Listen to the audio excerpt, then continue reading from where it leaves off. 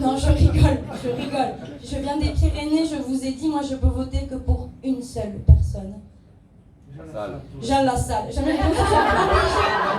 gens se sont obligés de prendre l'accent. Jean Lassalle, berger visionnaire, poète et compositeur. Au passage, cet accent est donc un vrai accent, mon vrai accent, mais je suis pas prête à le partager avec vous, c'est très intense. Voilà, ça sent le mouton à distance. Madame, elle est de Saint-Étienne à Saltilly-la-Brebis, quoi.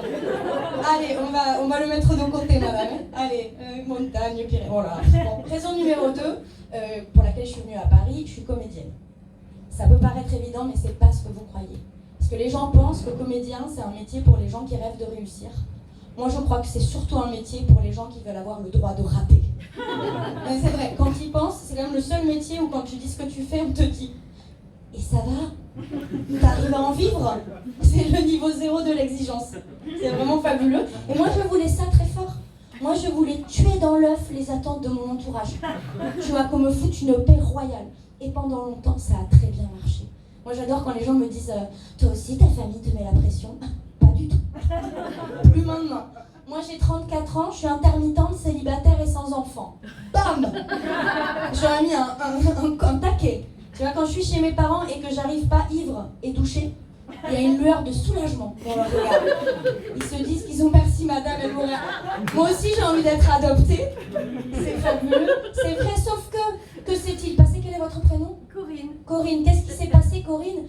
J'ai baissé ma garde. J'ai laissé la vie m'éloigner du projet. Et pendant que j'étais à Strasbourg, que s'est-il passé? J'ai commencé à pas trop mal m'en sortir. Et ça c'est non. Ça c'est non, parce que quand ça, le regard de l'entourage commence à changer. Moi je les ai vus, ils ont commencé à avoir ce qu'on appelle de l'espoir. On disait, dis donc, ça bosse beaucoup, bientôt au cinéma. Et ça c'était non.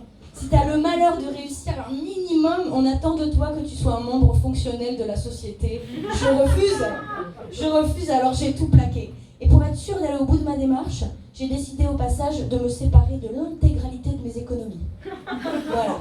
Est-ce que j'ai donné aux bonnes œuvres? Non. Et d'ailleurs, j'ai rien décidé du tout. Je viens juste de vivre l'année la plus chère de ma vie. Eh ouais. Vous voulez savoir comment j'ai fait? Mais je vais vous dire, je suis généreuse. Allez, follow me dans ma ruine routine. Step 1, j'ai acheté un appart. À Paris? Non, j'ai dit que j'étais intermittente, concentre-toi. Même si j'avais acheté une place de parking à Vesoul, tu pourrais déjà m'applaudir. Step 2, j'ai fait faire des travaux dans cet appart. Aïe. J'ai vécu des trucs dans mon enfance, j'ai grandi trop vite. Non Bertrand, tu sais ce qui fait grandir trop vite? Recevoir une facture de VMC. Ça calme, il y a un avant et un après. Voilà, step 3, je vous l'ai dit, j'ai déménagé à Paris et là tout le monde le sait, c'est 5000 balles qui s'envolent d'un coup. Tu ne le reverras jamais. Ma nièce est venue me rendre visite dans mon appartement et elle a dit, et je cite, « Elle n'a pas beaucoup de choses, elle n'est pas très riche. » Quand même un enfant de 5 ans te considère comme un loser, c'est que tu tiens le bon bout de ta stratégie. Et comme je voulais être sûre de me mettre le coup de grâce, qu'est-ce que j'ai fait? C'était virtuose. Je me suis fait poser un appareil dentaire invisible. C'est remboursé? Non, c'est pas remboursé. Et l'orthodontie adulte, c'est des prix d'automobile, ok? Si, parce que j'ai été vérifiée, j'ai été regarder l'Argus de mon Opel Corsa 2003 sur internet. Et ben dans ma bouche, il y en a 2. Voilà, c'est bon. Mais pour pas vous mentir, la raison principale pour laquelle j'ai dû déménager à Paris, c'est ma vie sentimentale. Et là, je vous cache pas que c'est un domaine où j'aimerais peut-être un peu moins rater. Ouais, parce que, comment dire, je suis en train de devenir la personne la plus célibataire de France. Et je ris parce que depuis tout à l'heure, j'ai très mal, j'entends dire « Ouais, j'ai 25 ans, je suis célib, j'ai 30 ans, je suis célib. » J'ai 35 ans et ma dernière relation s'est terminée il y a 4 ans. Je pourrais faire un mic drop, mais j'ai pas fini, merci beaucoup. Et j'ai lu quelque part qu'il fallait 10 000 heures pour être expert en quelque chose. Permettez-moi de vous annoncer que cette année, moi, le célibat, je l'enseigne à Harvard.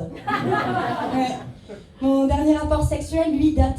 Non, je vais pas vous dire ça, c'est trop intime. Disons simplement que si c'était un délit, il y aurait prescription. Voilà. Et la vraie raison qui m'a poussée vers l'exil, c'est qu'en fait, c'est dur à dire. Moi, à Strasbourg, j'ai fini Tinder. Je vais répéter cette information parce que même Corinne, elle l'a pas comprise tout de suite. J'ai fini Tinder. C'est déjà arrivé à quelqu'un ça dans la salle. Il ne savait même pas que c'était possible. Et ben du coup, je vais vous éduquer. Est-ce que vous savez ce qui se passe quand on finit Tinder? Eh ben rien. Enfin si, c'est très intéressant. Comme ils n'ont plus personne à vous proposer, ils vous remettent votre propre photo. Pour que vous vous familiarisiez avec la personne avec qui vous allez finir votre vie. Si. Et l'étape d'après, très intéressant aussi, parce qu'il y en a une, c'est qu'ils se mettent à modifier vos critères. Sans te demander ton avis, parce qu'à ce stade-là, on ne te fait plus confiance pour prendre des décisions. Et donc, moi, ils ont modifié mes critères géographiques.